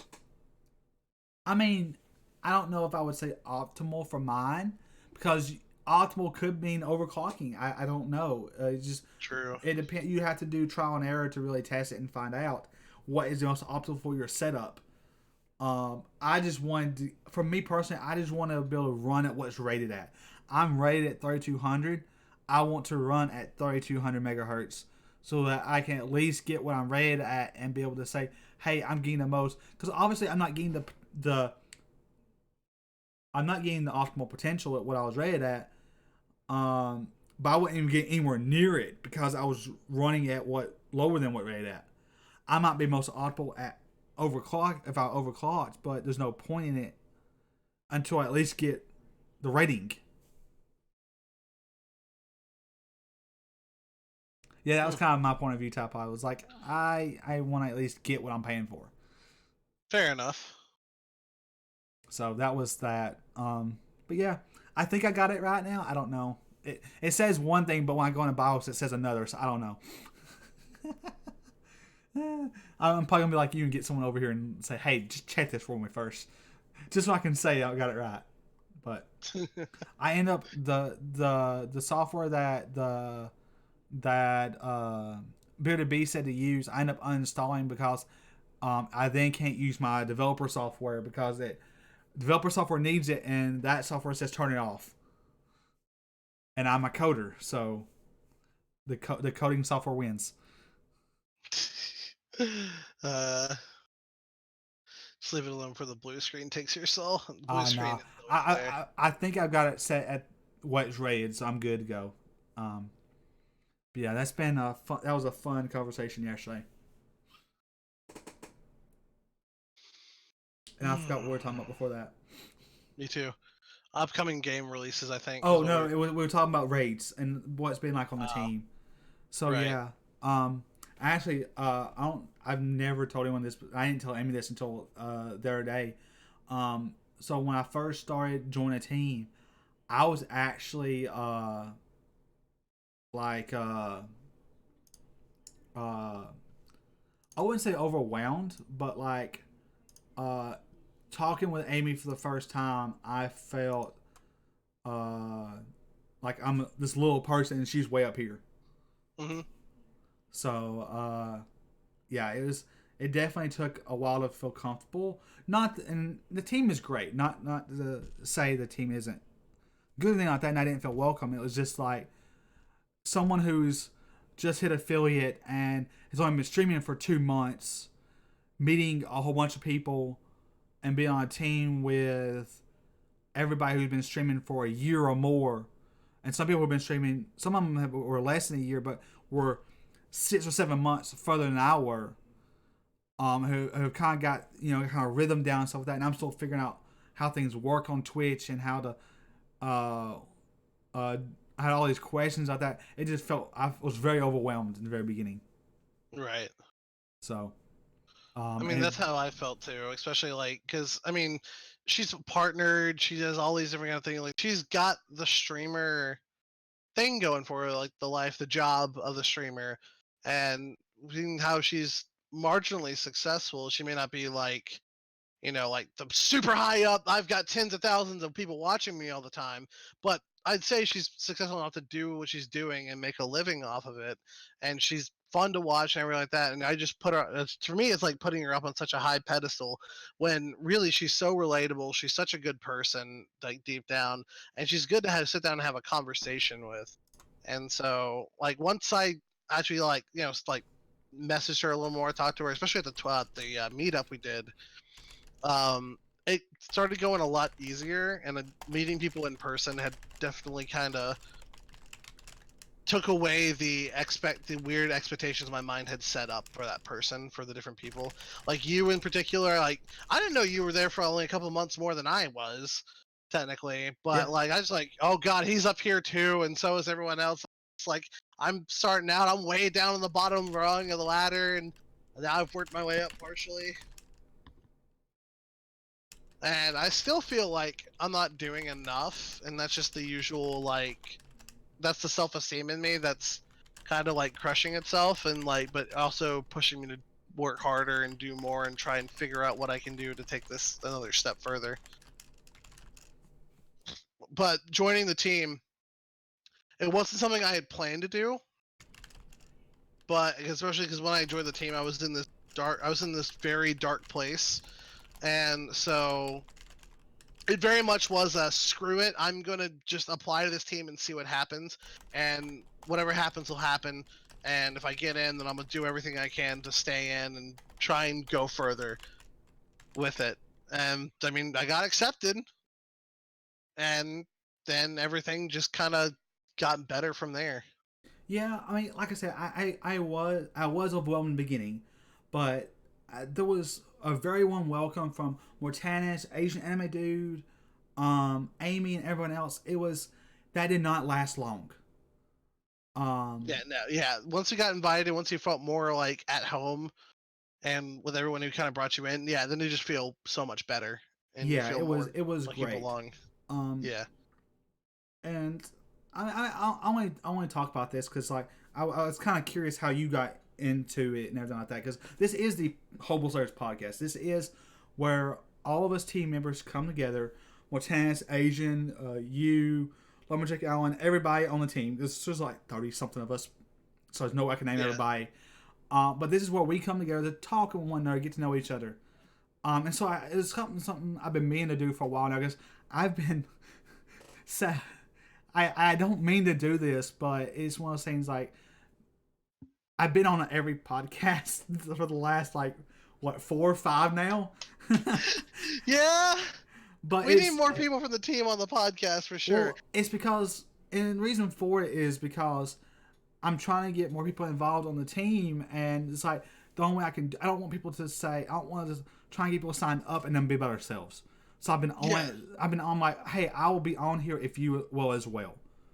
And so I've been on it to get people involved and everything like that. But it's like, that's um, kind of how I've been feeling about it too. Like, I don't want to be on here all the time because that's taking up slots for people to be on here. But like, if you want to go on there, but you're feeling about being on here, if you don't feel like I don't know how it's going to go be on a podcast, then I'll be up here with you. I'll just be here and we'll talk and it'll be a fun time. yeah. If And the reason I say that is because, like I said, that's what this podcast is about, to get to know each other as a team member. So I was kind of curious how you found the team. And it's something I would like to, as we do more episodes, I would like to ask that question of people. How did you find the team? How did it feel to join and things like that? Because that's what we're here for, is to help support one another and really to help each other grow. And it's one of those things. It's like, how did you get started? How did you how do you feel now that you're here? How you're here? How are you enjoying the team? Are you it's we want it's we want to know. we want to Yeah. know. I want to know. I want to know. And am I hard to get along with? Is there something I can do to help you feel more welcome as a team member, and just to be a good team in general? And the Yeah. only way to know that is to get to know each other. And so I didn't know that you joined right after I did, that close to me. Yeah, because I was in July, or it was in August that I technically joined. So we were in the same year, just a handful of months. Right, so I was March. And no, actually, Hobo is not an Alabama thing. We do have several people in Alabama, but it is not Quite a Alabama few. only. I mean, there are requirements to joining the team. Yep. I don't think you have to be necessarily affiliated to No, you join. do not. I was not Yeah. affiliated when I joined. I actually got approved the day. No, maybe it was the same week Amy rated me for the first time. They got you But affiliated. Yeah. yeah, but I was like I said, I was not. I didn't have the average viewers uh or the followers. I got in the same Yeah. stream, so Since Axmu got the laptop from me, she's been now interested in wanting to actually stream now that she has the capability of doing so. So I'll be definitely helping her out and going through that because she's one of my moderators and one of my close friends from over the years. And so I'm looking forward to seeing her make content as well. And if that's something you want to do, then we'll see what will happen. But let's go ahead and try and get you at least kind of situated. Also, art eventually, yes, because I love your so art, and we'll get you there. let me catch up here real quick. You're impossible to get along with PallasStreams. Oh my gosh, I wrote that. I mean, you are. Thank you for that. Thank you. AZ just like agrees. Might look into it. Might look into starting to stream a little bit. It doesn't hurt to apply. You want to 79. Just waitlist to come. Yes, so you won't be denied. Um, it she does have some requirements up front. One of them is to get to know the team, get to know us. That will Be a part of the community, be a really. part Don't of just well, yeah, exactly. Well, I said the team like that because it's like we are the community. We are part of the community, and so come into our streams. Come say hello. Join the Discord. Right there's the link I just posted in chat for you. Anybody who wants to get to know the community in general. Um, and yeah, we are all cool people. I've not had that I'm aware of any issues that I can think of. Um, there are things that come up from time to time in terms of um issues. There have been issues in the past per se, but nothing since I've been here on the Yeah, me team. neither. So everyone's great. Like I said, join the Discord, talk in the Discord, get to know Amy and the community, and that's a great place to start. Yeah, drop by the team members and say hi to them while they're streaming. Get to know everyone. Get your name out there and want yourself being known. And other than that, the only other thing is just have fun streaming yourself and just stream and and just do what you can. And then if you meet the requirements, throw an application in, and it might get accepted. Might get put on the wait list until things kind of get down to it. And there's a few things you got to do once you are a member, but that's just simple things, and it's all just, we're all here to help each other. We're all here to help grow our channels.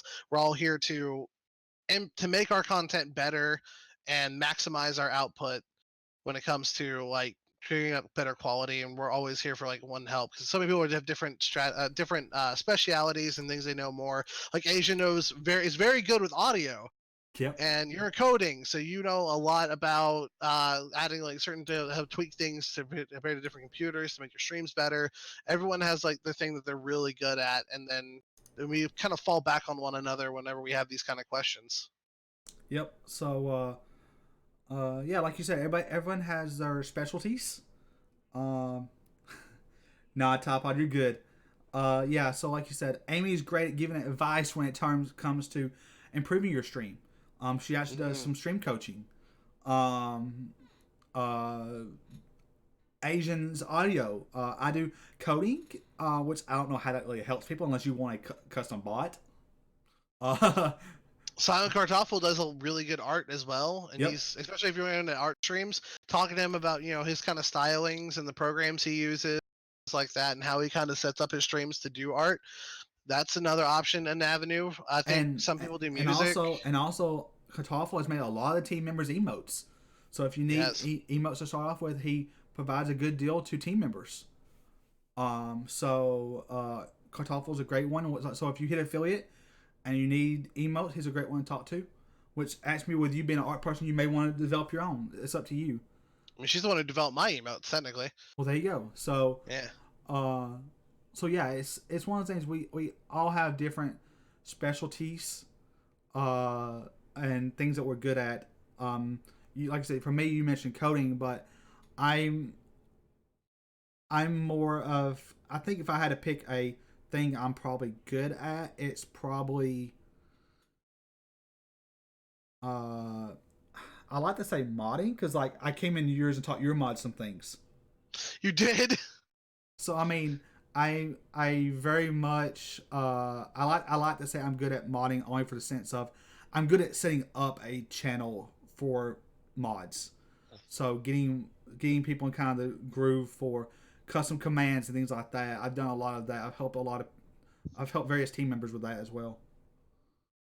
Um, but yeah, we all have our specialties. Um, Mortanis and Rofnek are great at mods as well. They taught me quite a few things. And very knowledgeable in the team. You can always ask them questions. Um, and like everybody said, you may get waitlisted. If you do, Amy will let you know, and she'll tell you what you need to work on. The biggest thing is just be if you talk 2 or 3 weeks in the community, you're fairly active in the Discord. That's the first step. Um, To getting on the team. yep, that's the first step. If you have that, you're on the right track. Yeah. Because it's still avoid like the typical, hi, yeah, I want to join the team. I just met you today, but whatever. You have all those kind of people who are only out to just like, I want to join this team so I can get them just for me, me, me, me, me, me, me. Yep. And people just do like that and don't want to like offer anything back in return. And people who don't actually care for the teammates or for Amy or for any one of us, they just want to use whatever they can as a stepping stone for themselves. And there are people out there like that. I haven't really run into many, especially um, not here in the Hobo Slayers Discord, and not in the Stream Huntsville one at all. I don't think. But they are out there, and they're just trying to avoid people like that. Mortanis in chat just denying anything I say about him. I'm very selfish. Yeah, I mean, there are people who have applied who are very, I don't know if self-absorbed is the right word, but very all about them in terms of their streams. And I know for a fact there have been people who have been rejected only for the fact that it was very obvious what they were trying to do. Yeah. But as long as you are a good team player and you're active in the community and your things like that, you don't have anything to worry. Definitely, there are some people on the team who want to be part of a team, but yeah, Mortanis is like, I'm good at being a curmudgeon. Yep, Asian, I agree with that, and I know one of those teams in mind that we're both on. Put all my skill points into Grumpery and Burgery. I feel that. But yeah, do you have anything else you want to cover?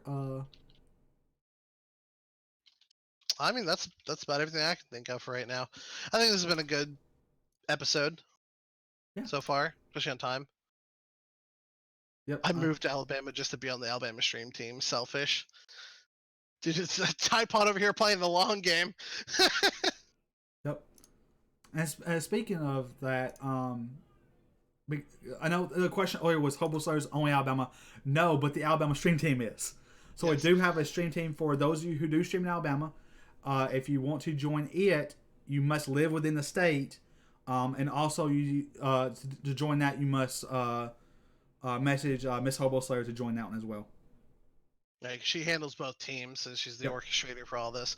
But the Hobo Slayers it's more widespread. It's not state locked. It's not region locked. And so we've got people from all over.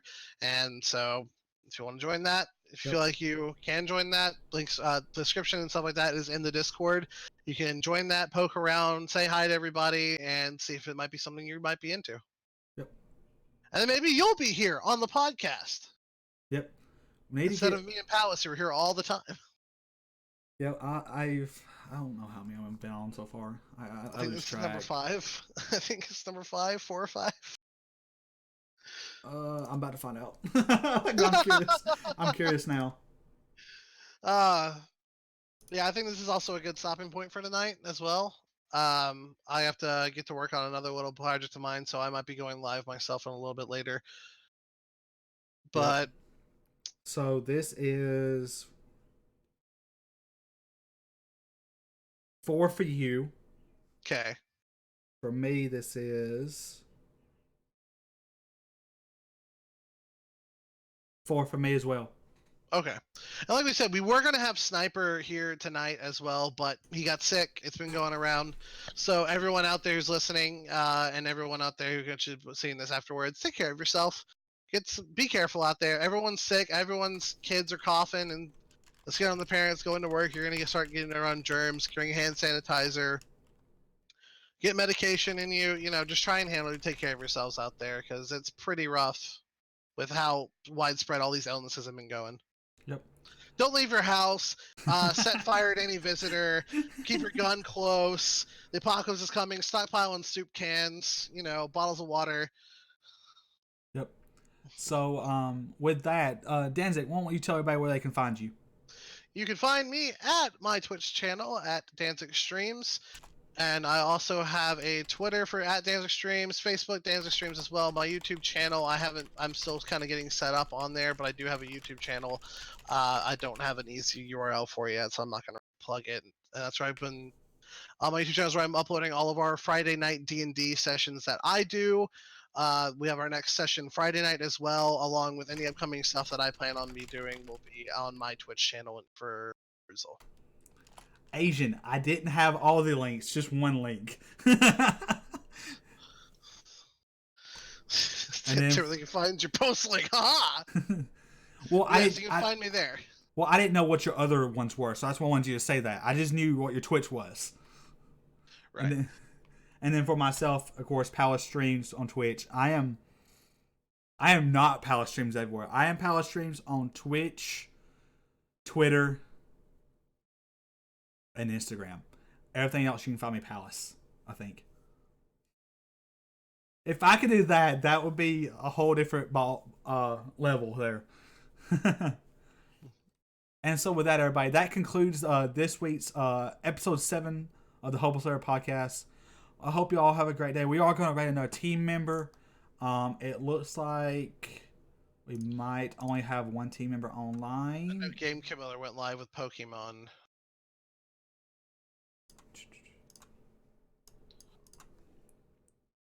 Let me see who else is on here. I'm only seeing Game Killer right now. Yep, same here. Maybe Captain Coots. No, I don't think he's live though. No, he's not online. Okay. Looks like only Cam. All right, so we're gonna rate Game Miller. Hope you all have a great day and a great week.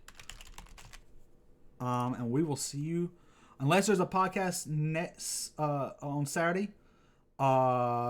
Unless there's a podcast throughout the week or Saturday, we'll see you next Sunday for the first ever season 1 episode of Hobo Slayers D&D. See y'all. See you guys then.